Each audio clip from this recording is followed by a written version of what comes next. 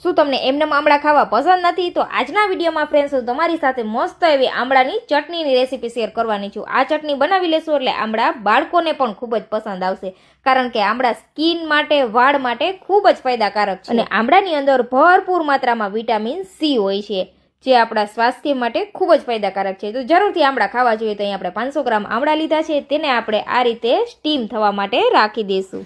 10 minute માટે આમળાને આપણે steam થવા દેવાના છે. તો તમે જોઈ શકો છો આમળા સ્ટીમ થઈને તૈયાર છે.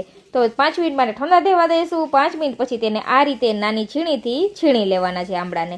આમળાનું છીણને આપણે એક મોટી કડાઈમાં ઉમેરી દઈશું અને સાથે જ જેટલા આમળા છે એટલું આપણે ગોળ અને ખાંડ મિક્સ કરીને ઉમેરીશું. 500 ગ્રામ આમળા છે તો 250 ગ્રામ ખાંડ અને 250 ગ્રામ ગોળ લીધો છે. હવે ગોળ ખાંડને સરસ આપણે મિક્સ થવા દેશું અને 5 થી 7 મિનિટ માટે થવા દેશું. પછી તેની અંદર લાલ મરચું પાવડર, થોડું હળદર પાવડર, ચપટી ગરમ મસાલો અને સંચર પાવડર ઉમેરી દેશું. નમક નથી ઉમેરેલું. સાથે જ 1 ચમચી જેટલી આપણે સૂંઠનો પાવડર ઉમેરી દેશું અને આ રીતે ડ્રાય થવા દેશું.